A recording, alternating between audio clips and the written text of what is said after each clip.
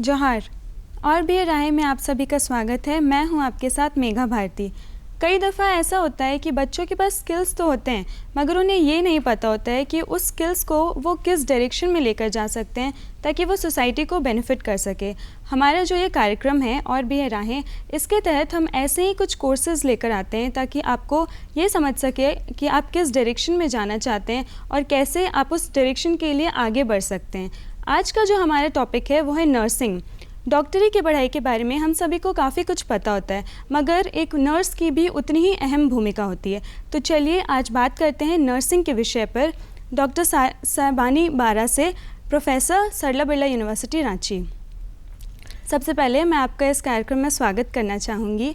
Profession के तहत अगर हम बात करते हैं तो नर्सिंग एज अ प्रोफेशन हमें पता होता है क्या होता है, मगर कोर्स में नर्सिंग में क्या क्या कुछ कराई जाती है उसके बारे में हमें जानकारी नहीं होती है। धन्यवाद मैडम। नर्सिंग में अगर हम देखेंगे तो बहुत सारा स्टेप्स है।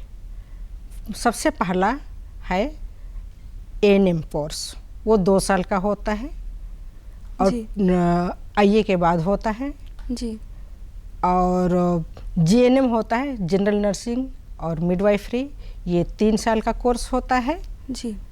और बीएससी नर्सिंग 4 साल का कोर्स होता है जी। ये भी 10+2 बायो के बाद 10+2 बायो होना चाहिए साइंस में जी। उसके बाद एमएससी नर्सिंग होता है, मास्टर इन नर्सिंग, उसके बाद पीएचडी नर्सिंग भी होता है जो कि क्लिनिकल में भी कर सकते हैं और एजुकेशन लाइन में भी कर सकते हैं। अब मैं आपको बतलाऊंगी एएनएम के विषय। एएनएम का कोर्स 2 साल का होता है और एएनएम नर्स तैयार कम्युनिटी में जा कर के काम करने के लिए तैयार होती है और वो पीएचसी में जाती है। पीएचसी मतलब होता है प्राइमरी हेल्थ सेंटर। वो गांव-गांव में जा कर के टीकाकरण करती है और जो भी बीमारी है उस हिसाब से बीमारी की वो सेवा करती है, बीमारों की सेवा करती है और वो बचाव का काम भी करती है। बचाव का काम कैसे करती है? स्वास्थ्य शिक्षा दे करके, टीका दे करके, अगल बगल में कुछ गंदगी है उसको अपने लेवल पर हटाने के लिए जी। और गांव में क्या सुविधा है गवर्नमेंट की तरफ से, उस सुविधा को गांव वाले ले पा रहे हैं या नहीं पा रहे हैं जी।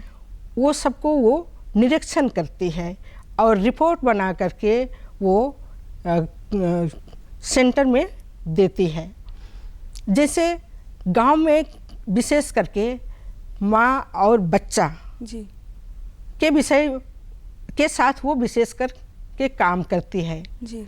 जिसमें कि माँ जब गर्भवती होती है तो एक स्वस्थ बच्चा कैसे पाएगी, उसका कैसे देखभाल करेगी, उसके विषय वो बतलाती है जी। और जैसे बच्चे लोग स्कूल में जाते हैं तो स्कूल के बच्चों को भी वो शिक्षा देती है और जो किशोर अवस्था में रहते हैं लड़कियों को विशेष करके उनको भी वो शिक्षा देती है कैसे स्वस्थ रहेंगे और वे आगे बढ़ करके कैसे स्वस्थ माँ बनेंगे उसके विषय भी वो शिक्षा देती है। उसके बाद में हम आते हैं जीएनएम के लिए। जीएनएम होता है जनरल नर्सिंग एंड मिडवाइफरी। ये 3 साल का कोर्स होता है। ये पूरा हॉस्पिटल में काम करने के लिए वो लोग तैयार होते हैं। इनका कोर्स में होता है subject anatomy physiology, sociology, psychology और फंडामेंटल ऑफ नर्सिंग और community health nurse, computer, English. क्योंकि बहुत सारे बच्चे गांव से आते हैं और इंग्लिश नहीं जानते हैं, चाहे शहर के लोग भी सब इंग्लिश मीडियम के नहीं होते हैं, इसीलिए उनको इंग्लिश भी सिखाया जाता है। और अभी तो डिजिटल इंडिया हम बोलते हैं तो कंप्यूटर में काम करना पड़ता है, इसलिए नर्सेस को कंप्यूटर भी जानना चाहिए जिससे कि वे डाटा रिकॉर्ड करेंगे और बहुत सारा काम कंप्यूटर के साथ करेंगे। तो इस प्रकार क्या है, नर्सेस बहुत सारा विषय जानती है। बीएससी नर्सिंग में भी यही सब कोर्स है, लेकिन वो और थोड़ा सा डिटेल्स में है। नर्सेस लीगल एस्पेक्ट्स भी पढ़ते हैं, क्योंकि जब किसी पेशेंट को वो केयर कर रही है और पेशेंट अब आखिरी स्टेज में है और अपना विल देना चाहता है, सिग्नेचर कराना चाहता है, तो उसके विषय भी वो जानती, उसके विषय भी हम बताते हैं, जिससे कि उसका प्रॉपर्टी सही लोगों के पास जाए। और नर्सेस को हम काउंसलिंग भी सिखलाते हैं। काउंसलिंग पेशेंट को भी करती है, घर वालों को भी करती है और स्टूडेंट्स को भी करती है। इस प्रकार से नर्सिंग में बहुत सारा कोर्स पढ़ाया जाता है। जी। तो अगर किसी बच्चे को 12th के बाद नर्सिंग का चयन करना होता है तो उन्हें कौन सा सब्जेक्ट लेना होता है? सब्जेक्ट अगर एएनएम कर रही है जी, तो जो इंटरमीडिएट में पढ़ाते हैं, जी हाँ, उसको उसी के अनुसार हम उनका एंट्रेंस एग्ज़ाम लेते हैं। जी। और उनका सब्जेक्ट अभी हमने आपको बतलाया, जीएनएम का सब्जेक्ट भी बतलाया जी, और बीएससी का सब्जेक्ट भी हमने आपको बतलाया। जी। और 11-12 में बच्चों को कौन सा स्ट्रीम का चयन करना होता है अगर उन्हें नर्सिंग में जाना होता है तो?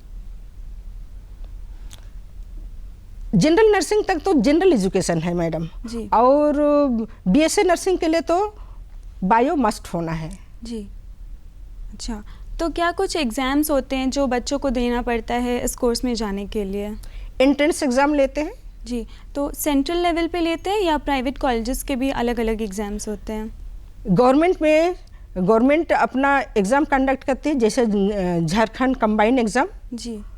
और प्राइवेट संस्था अपना प्राइवेट में एंट्रेंस एग्ज़ाम लेती है। जी, अगर फ़ीस की बात करें तो नर्सिंग की जो कोर्स होती है उसमें कितना टोटल फ़ीस लग जाता है इस कोर्स को कंप्लीट करने में? ये अपना अपना कॉलेज और इंस्टीट्यूशन अपना सेट करते हैं। हाँ, जैसे एएनएम कर रहे हैं तो कोई प्राइवेट इंस्टीट्यूट है तो 1 लाख 1.5 लाख में हो जाएगा, और उसमें गवर्नमेंट भी कुछ सहायता देती है स्कॉलर के रूप में। उसके बाद जीएनएम करेंगे तो जीएनएम में भी अपना अलग अलग संस्था अपने हिसाब से सेट करती है। जीएनएम करने के लिए 3 से 3.5 लाख का कोर्स होगी, और 3 से 3.5 लाख का एक्सपेंडिचर होगा, और कुछ गवर्नमेंट भी सहायता करती है स्कॉलर के रूप में। करीब 50% तक गवर्नमेंट देती है। उस हिसाब से उसी तरह बीएससी नर्सिंग में भी स्कॉलरशिप आधा मिलता है और आधा स्टूडेंट को पेमेंट करना पड़ता है। और गवर्नमेंट बोलिएगा तो गवर्नमेंट फ्री में एजुकेशन देती है। अच्छा, गवर्नमेंट फ्री में एजुकेशन देती है, कहाँ ऐसा, कौन से संस्थान में वो फ्री में एजुकेशन देती है? मैडम, रिम्स है गवर्नमेंट का, और धनबाद है, और जमशेदपुर में है। जी। थोड़ा बहुत उनको कुछ अपना खर्च करना पड़ता है। जी। अच्छा, अगर हम जॉब्स की बात करते हैं तो क्या सारी जॉब्स है जो कि नर्सेस के लिए आज अवेलेबल है झारखंड में, या फिर भारत की भी बात करें तो कौन सा ये जगह है जहां जाकर वो जॉब कर सकती हैं? नर्सेस के पास बहुत सारा अपॉर्चुनिटीज़ है। जी। चाहे जैसा आपका है कि और भी राहें, तो बहुत सारा राह है नर्सेस के लिए। सिर्फ वो हॉस्पिटल में बेडसाइड नर्सिंग वो नहीं कर सकती है। बहुत सारे लोग बेडसाइड नर्सिंग नहीं करना चाहते हैं, तो उन लोग टीचिंग डिपार्टमेंट में जाना चाहते हैं, जिससे कि स्टूडेंट्स को लोग पढ़ाएंगे और नर्स बनाएंगे। और बहुत सारे हॉस्पिटल में काम करते हैं। मिलिट्री नर्सिंग भी है, मिलिट्री में भी जा सकते हैं। और एरोप्लेन में भी नर्सिंग का स्थान है, एरोप्लेन में भी वो जा सकती है। और स्कूल नर्स भी बन सकती है। फॉरेंसिक नर्सिंग भी है, क्राइम ब्रांच में भी नर्सिंग कर सकती है जी। क्लिनिकल में भी क्लिनिक्स में भी वो जा कर के काम कर सकती है जी। वो रिसर्च डिपार्टमेंट में भी जा कर के वो रिसर्च का काम कर सकती है, वो बुक लिख सकती है, राइटर बन सकती है जी। बहुत लोग सोचते हैं कि सिर्फ हमको पेशेंट केयर करना पड़ेगा, इसीलिए लोग नर्स नहीं बनने चाहते हैं, लेकिन नर्सेस के पास बहुत सारा अपॉर्चुनिटीज़ है जी। और बहुत सारा एरिया है, उसका नॉलेज है। जी। तो ये जो सारी अलग अलग एरियाज़ हैं, तो इन सारे अलग अलग एरियाज़ में उन्हें क्या रिस्पॉन्सिबिलिटी दी जाती है? रिस्पॉन्सिबिलिटी जो वो नर्स का जो रिस्पॉन्सिबिलिटी है, बीमार होते हैं तो बीमार को सेवा करती है, और बचाव का काम होता है तो बीमार होने से वो बचाव करती है। तो जैसे कि आपने कहा स्कूल में भी नर्सेज होते हैं या फिर प्लेन में भी किसी नर्स की ज़रूरत होती है, तो हर अलग जगह पे क्या रिस्पॉन्सिबिलिटी होती है, क्या कुछ काम करना होता है उन नर्सेज को? अब हम स्कूल में देखेंगे तो स्कूल में बच्चे लोग रहते हैं जी। हाँ, किंडरगार्टन चाहे पहला क्लास से लेकर के 10th तक, चाहे 10+2 तक रहते हैं।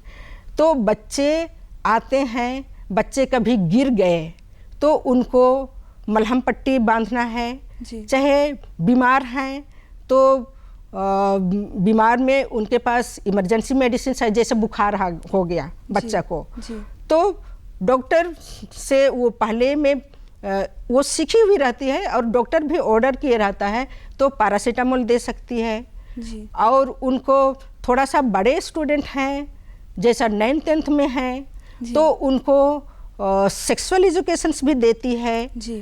और बहुत सारा प्रॉब्लम से कैसे हम बचेंगे उसके लिए भी बतलाती है, और स्टूडेंट्स को काउंसलिंग भी करती है, और उनको जो ज़रूरत है नर्सिंग केयर वो वहाँ पर प्रोवाइड करती है। उनका वेट लेती है, क्योंकि बच्चा अपने उम्र के अनुसार उसका वेट सही होना चाहिए, कुछ बीमारी नहीं है तो, कुछ बीमारी होगा तो जो एक्सपेक्टेड वेट है उससे कम रहेगा। उनका हाइट लेती है, बच्चा का सही ग्रोथ और डेवलपमेंट हो रहा है कि नहीं उसको देखने के लिए। इस प्रकार बहुत सारा काम है नर्सिंग स्कूल में। जी। और अगर हम बात करते हैं तो शहर में नर्सेस का जो काम होता है और गांव में, दोनों में काफ़ी अंतर होता है, तो दोनों में क्या ऐसे अंतर होते हैं, क्या रिस्पॉन्सिबिलिटीज़ जो होती है दोनों नर्सेस की वो क्या कुछ अलग अलग होती हैं?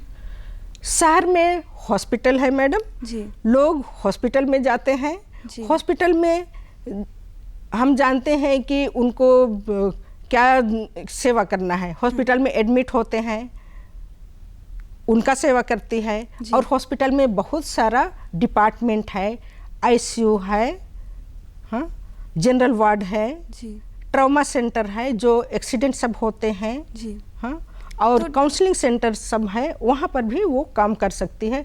और गांव में विशेष करके हर एक परिवार में जा कर के वो विजिट करती है, सहिया लोगों के साथ वो काम करती है, ग्रास रूट लेवल में जा कर के वो बचाव का काम करती है, टीका और स्वस्थ शिक्षा दे करके, अच्छा खान पान रहना चाहिए, इन्फेक्शन नहीं होना चाहिए, अगल बगल में गंदगी नहीं होना चाहिए, हाँ, वो सब के लिए वो काम करती है।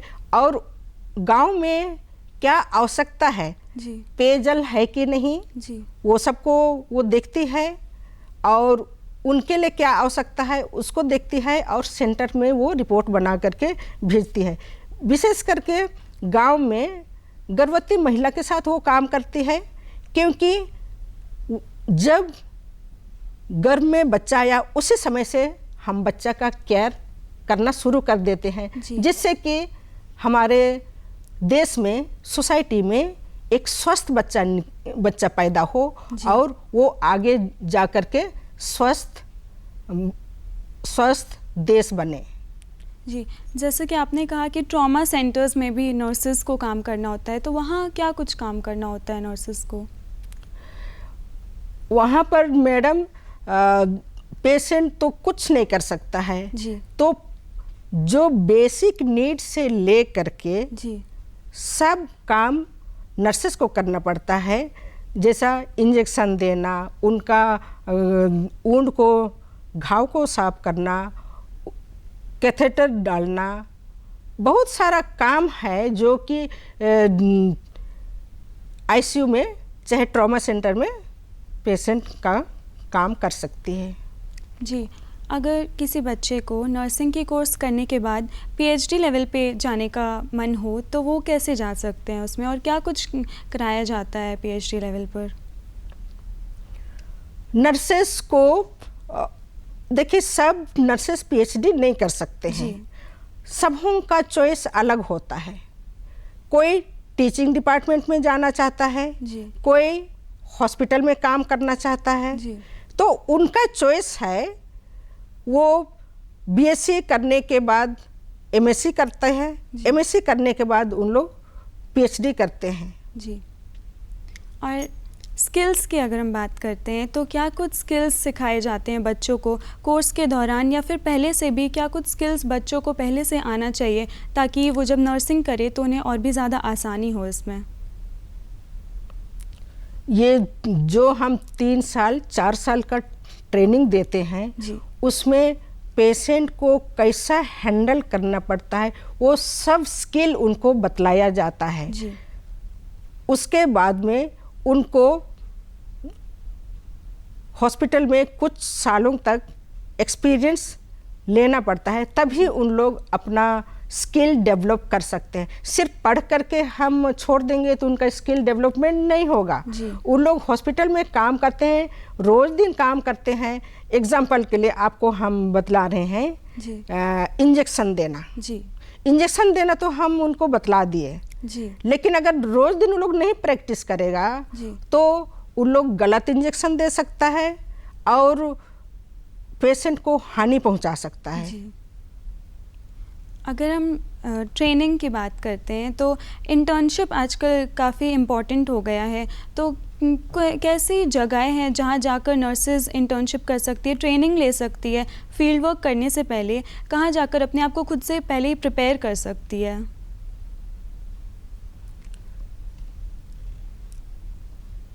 मैं ठीक से नहीं समझी आप क्या बोल रहे हैं। जी, मैं फिर से दोहराना चाहूँगी। हमें जब भी किसी फील्ड पर हम उतरते हैं तो उसके पहले हम चाहते हैं कि थोड़ा सा पहले से प्रिपेयर हो जाए, थोड़ा सा इंटर्नशिप कर ले, थोड़ा अपने कार्य को अच्छे से समझ ले। तो कौन सा ऐसी जगह है जहाँ जाकर वो ट्रेनिंग ले सकती है और काम को पहले समझ सकती है ताकि उसके बाद फिर वो फील्ड पे उतर सके? जो ट्रेनिंग हम उनको देते हैं जी उसके बाद वो हॉस्पिटल ही में जा कर के वो एक्सपीरियंस लेगी। जी वो जिस डिपार्टमेंट में जाना चाहती, एक तो जनरल ट्रेनिंग हो गया जी उसके बाद में हॉस्पिटल में जा कर के बहुत सारा डिपार्टमेंट्स है, वहाँ पर वो उसका रोटेशन होता है। हाँ, कभी जनरल वार्ड में काम की, कभी लेबर रूम में जा कर के काम की, कभी पीडियाट्रिक वार्ड में जा कर के काम की, कभी आईसीयू में काम की। जी उसके बाद में उसको लगता है कि हमको ऑब्स्टेटिक गायनी में जाना चाहिए जहाँ पर माँ और बच्चा को देखना है। जी तो उस लाइन में वो आगे बढ़ेगी और एमएससी करेगी, पीडियाट्रिक नर्सिंग बनेगी। चाहे और उसको आईसीयू में इंटरेस्ट है तो वो आईसीयू का ट्रेनिंग करेगी। जी जो 1 साल का कोर्स है जी वो करेगी। और अगर वो नर्स प्रैक्टिशनर भी है जी तो अगर वो प्रैक्टिस करना चाहती है तो उसके लिए भी वो ट्रेनिंग लेगी। इस प्रकार उनका जो इच्छा है, जो जिस एरिया में इंटरेस्ट है उधर ही वो आगे बढ़ती है। जी अभी आपने पीडियाट्रिक नर्सिंग की बात की, तो इसके बारे में हमें हमारे दर्शकों को बताएं कि क्या होता है ये? पीडियाट्रिक नर्सिंग मतलब होता है कि बच्चा के स्वास्थ्य के संबंध में उसके साथ काम करना। जी वो होता है जन्म से लेकर के 18 साल तक का होता है। तो हर एक एज में जी। अलग अलग बीमारी होती है, हाँ, उस हिसाब से वो काम करती है। जैसे न्यू बॉर्न हुआ, जी। उसके बाद में 1 साल तक का बच्चा, जी। उसके बाद में टोडलर हुआ 3 साल का बच्चा, जी। उसके बाद स्कूल गोइंग हुआ, उसके बाद एडोलेसेंस हुआ, जी। हाँ, इस प्रकार से 18 साल तक का पीडियाट्रिक एज है, उस डिपार्टमेंट में वो काम करती है। अगर हम नर्सिंग के विषय में बात कर रहे हैं तो हमारे मन में एक धारणा होती है कि नर्सेज ज़्यादातर लेडीज़ ही होती हैं, ज़्यादातर लड़कियां ही नर्सिंग ऑप्ट करती हैं, मगर कुछ लड़के भी होते हैं जिन्हें नर्सिंग में काफ़ी इंटरेस्ट होता है, और साथ ही लड़के भी कुछ काम के लिए चाहिए होते हैं। नर्सिंग में भी कई जगह पे लड़कों का भी ज़रूरत होता है, तो वैसे में कैसे प्रोत्साहित कर सकते हैं लड़के अपने पेरेंट्स को कि वो नर्सिंग में जा सके? बहुत सारे लड़के भी नर्सिंग कर रहे हैं अभी। जी। पहले ज़माना था नर्सिंग में सिर्फ फीमेल्स आते थे, जी। लेकिन हॉस्पिटल में मेल नर्स का भी आवश्यकता होती है। जी। इसीलिए अभी हमारा झारखंड में 10 में 1 मेल नर्स होना चाहिए। जी। जैसे 50 का आपका स्ट्रेंथ है तो 5 मेल आप ले सकते हैं। जी। अगर हम बात करते हैं नर्सिंग की, तो प्राइवेट और गवर्नमेंट दोनों ही हॉस्पिटल्स में काफ़ी अलग तरीके की भूमिका होती है, तो दोनों में क्या ऐसा डिफरेंस होता है नर्सिंग के कार्य में? प्राइवेट और गवर्नमेंट नर्सिंग का काम, जी, दोनों में क्या अंतर होता है? एक प्राइवेट नर्स को क्या कुछ करना होता है और एक गवर्नमेंट नर्स को क्या कुछ करना होता है? नर्सिंग तो मैडम अब प्राइवेट में भी नर्सिंग का ही काम करेंगे और गवर्नमेंट में भी नर्सिंग ही का काम करेंगे। एग्जाम्पल, आप अगर इंजेक्शन दे रहे हैं तो प्राइवेट में भी आपको इंजेक्शन देना पड़ेगा, गवर्नमेंट में भी वही देना पड़ेगा। हाँ, बोलिएगा तो फैसिलिटीज़ जी थोड़ा अंतर कर सकता है। जी कोई हॉस्पिटल में आपको अच्छा फैसिलिटीज़ मिलेगा जी। और उन लोग वैसे ही आपको चार्ज करेंगे। जी। कोई हॉस्पिटल उतना अच्छा फैसिलिटीज़ नहीं है तो उसी के हिसाब से उन लोग चार्ज करते हैं। जी, और क्या कुछ आप हमारे दर्शकों को बताना चाहेंगी नर्सिंग के विषय पर? मैं तो यही बतलाने चाहूँगी कि नर्सिंग जो बहुत अच्छा है और हमारे बच्चों को नर्सिंग में आने के लिए उत्साहित करना चाहिए, क्योंकि नर्सिंग एक ऐसा जॉब है जी नर्स कभी भूखे ना रह सकती है जी। और नर्सेस को बहुत सारा नॉलेज भी मिलता है और नर्स का काम सब जगह है। आप घर में भी नर्सिंग कर सकते हैं जी घर के अगल बगल में भी नर्सिंग का उपयोग कर सकते हैं। जी आप रोड चल रहे हैं और कोई गिर गया तो वहाँ पर भी आपका नर्सिंग का नॉलेज आप अप्लाई कर सकते हैं। जी इसलिए नर्सिंग बहुत अच्छा है क्योंकि सब जगह नर्सिंग का काम आप उपयोग में ला सकते हैं। जी। अगर हम सब्जेक्ट्स की बात करें तो क्या कुछ सब्जेक्ट्स पढ़ाया जाता है नर्सेस को? सब्जेक्ट ऑलरेडी हमने आपको बतलाया है, एनाटॉमी फिजियोलॉजी, जी माइक्रोबायोलॉजी, जी sociology, psychology, psychiatric, medical surgical, जी ओबीजी। ओबीजी मतलब होता है ऑब्स्टेट्रिक गायनी, हाँ, जी। जिसमें कि माँ और बच्चा के संबंध में पढ़ा जाता है। जी। आपने अभी कहा मेडिकल सर्जिकल। जी हाँ, तो इस- मेडिकल सर्जिकल, मेडिकल होता है जैसा बुखार हुआ जी और कुछ डिजीज हुआ जी जिसमें ऑपरेशन की आवश्यकता नहीं है, जी उसको हम बोलते हैं मेडिकल। जी और सर्जिकल में है ऑपरेशन पेशेंट, चाहे और एक्सीडेंट हुआ चाहे कुछ हुआ जिसके कारण हम ऑपरेशन हुआ चाहे कुछ भी हुआ, ऑपरेशन पेशेंट सर्जरी वार्ड होता है। जी। सर्जरी वार्ड की अगर हम बात करते हैं तो सर्जरी वार्ड में क्या कुछ करना होता है नर्सेस को? सर्जरी वार्ड में उनको जो रिक्वायरमेंट है, जैसा वुंड केयर, जी और पेशेंट अगर खा नहीं सक रहा है तो उनको खाना भी खिलाना पड़ेगा। जी। हाँ, और बहुत सारा जो नर्सिंग में वो सीखती है वही काम जो दूसरा जगह रहता है वही काम वहाँ करेगी, लेकिन वो क्या है, सर्जरी वार्ड है। जी। प्राइवेट नर्सेस के बारे में भी हम सुनते हैं, तो प्राइवेट नर्सेस में नर्स को क्या कुछ कार्य करना होता है? प्राइवेट नर्स, जी। प्राइवेट नर्स वो किसी के अंडर में नहीं है। जी। वो नर्स बन चुकी है। जी। लेकिन वो अपना प्राइवेट वो काम करना चाहती है जैसा, लेकिन उसका कोई डॉक्टर के साथ लिंक रहता है, चाहे कोई लोग उसको जानते हैं, होम नर्सिंग बोलते हैं, तो प्राइवेट नर्स जा कर के वो अपना जो नर्सिंग सीखी है उसको होम नर्सिंग बोलते हैं, वहाँ पर जाकर वो कर सकती है। किसी डॉक्टर के साथ कांटेक्ट रहेगा तो वो बोलेगी, डॉक्टर बोलेंगे वहाँ पर पेशेंट है, आप जाकर के वहाँ पर नर्सिंग केयर दीजिए। जी। ये है प्राइवेट नर्स। जी। तो ये एक टाइप से फ्रीलांसिंग हो गई, यानी किसी के अंडर रह के वो नहीं काम कर रही होती, वो खुद से ही जाकर सब जगह काम करती हैं, किसी संस्था से वो नहीं जुड़ी हुई किसी होती है। संस्था से वो जुड़ी हुई नहीं है। जी। और कभी कभी संस्था के द्वारा भी उनको होम नर्सिंग केयर के लिए भेजा जाता है। जी। लेकिन प्राइवेट नर्स किसी संस्था से नहीं जुड़ी रहती है। जी। तो आज हमें आपसे बात करके बहुत अच्छा लगा। आपने बहुत कुछ हमें बताया नर्सिंग के बारे में कि कैसे हम इस डायरेक्शन में जा सकते हैं, क्या कुछ स्किल्स चाहिए होता है, नर्सिंग के बारे में उनकी क्या रिस्पॉन्सिबिलिटीज़ होती है, क्या क्या एरियाज़ होते हैं जहाँ उन्हें काम करना होता है, और इन एरियाज़ में क्या कुछ अलग अलग तरीके के काम करने होते हैं।